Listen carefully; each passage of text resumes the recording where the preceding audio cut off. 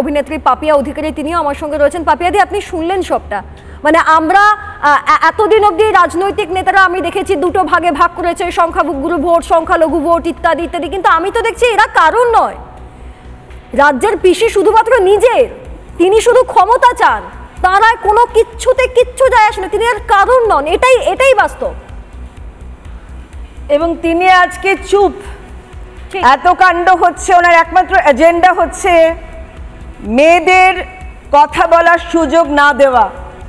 কারণ মেয়েরা পুরুষদের, বাড়ির পুরুষদের, আশেপাশের পুরুষদের প্রাণিত করবে, ওদের চুপ করিয়ে রাখা, যেভাবে হোক, ধর্ষণ করে হোক, অত্যাচার করে হোক, আরও অশিক্ষিত করে রাখা হোক, এইটাই ওনার একমাত্র এজেন্ডা।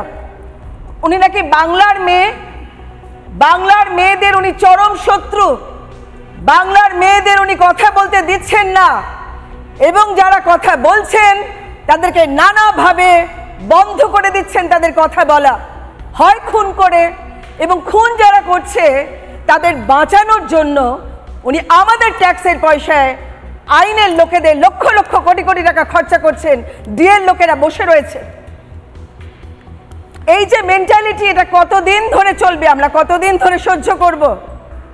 আজকে এক্ষুনি উনিও অভিনেত্রী, উনি বলছেন পিছিয়ে পড়ার আর শিক্ষিত নয়। ঠিক, তাহলে কারা শিক্ষা পাচ্ছে? না, শিক্ষার তো দরকার নেই, শিক্ষা তো গোল্লায় গেছে, ওখানে তো এখন ভাইপো গ্যাং চলে, শিক্ষার দরকার কি?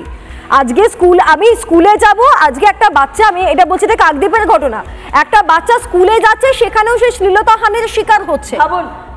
আজকে একটা মেয়ে কলেজ যাচ্ছে, স্কুল কমপ্লিট করে কলেজ যাচ্ছে, সে গণধর্ষণের অভিযোগ করছে। কি ভয়ঙ্কর, আমি তো ভাবতেই পারি না তার মা বাবা তার উপর দিয়ে কি যাচ্ছে। এবং ক্রিমিনালদের প্রতি অগাধ ভালোবাসা, দরকার নেই, তাদেরকে বাঁচানোর জন্য হত্যা দিচ্ছেন, উনি ধর্ণা দিচ্ছেন। আশ্চর্য, আমি পাচ্ছি না। আমি এই জায়গা থেকে মণিশঙ্কর বাবু অনেকক্ষণ থেকে অপেক্ষা করছে নিশ্চয়ই উত্তর দেবার, আমি মণিশঙ্কর বাবুর কাছে যাব। মণিশঙ্কর বাবু, আমার একটা সহজ প্রশ্নের উত্তর দিন। আমরা জানি যে এই মা মাটি মানুষের সরকারে মা খুব বড় একটা ভোট ব্যাংক, আমরা জানি এটা।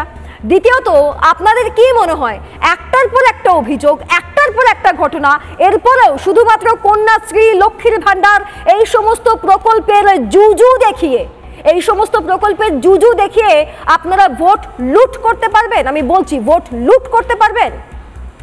দেখুন, ব্যাপারটা হচ্ছে যে আমি প্রথমেই ভেবেছিলাম যে আজকে সারাদিন ধরে ধর্মঘট, মানে এত কিছু যে ধর্মঘটের যে এজেন্ডাগুলো ছিল আর কি, শ্রমিকদের যে যারা বঞ্চিত হচ্ছে নিজেদের প্রাপ্য টাকার থেকে বা সময়, অনেকগুলো আছে, সেগুলো নিয়ে আলোচনা হবে। যাই হোক, আলোচনা আপনাদের তো বিষয়, আপনাকে এই আলোচনায় অস্বস্তি হচ্ছে? না, একদমই অস্বস্তি না মণিশঙ্কর বাবু, আপনাকে এই আলোচনায় অস্বস্তি হচ্ছে? অস্বস্তি কেন? যদি অস্বস্তি না হয় তাহলে আপনি যে আলোচনা হচ্ছেই না সেই বিষয়তে ঢুকতে চাইছেন কেন? আমি বলছি যে যেটা কারেন্ট টপিকের উপর, হয়তো আজকে এটা যদি বিজেপি করতো ধর্মঘটটা, তাহলে সারাদিন এইটাই আলোচনা হতো।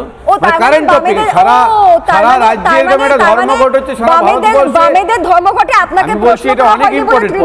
আপনার যে আলোচনাটা আজকে বলছেন সেটা তো প্রতিদিন তো একই হয়। মানে আমি বলছি গতকালও হয়েছে, পরশুদিন আমি আলোচনা করেছি, যে আপনারা একই লাইনে থাকেন, করে যাব আলোচনা নিয়ে, আমার কোনো আপত্তি নেই। না, ওই নিশ্চয়তা আছে, আমি বলছি উত্তর নেই তো। নানা ধরনের কন্টেন্ট দেখার জন্য লাইক করুন, শেয়ার করুন আমাদের ফেসবুক পেজ, সাবস্ক্রাইব করুন আমাদের ইউটিউব চ্যানেল। পাশাপাশি অন্যান্য ব্রেকিং নিউজের জন্য অবশ্যই চোখ রাখুন রিপাবলিক বাংলায়।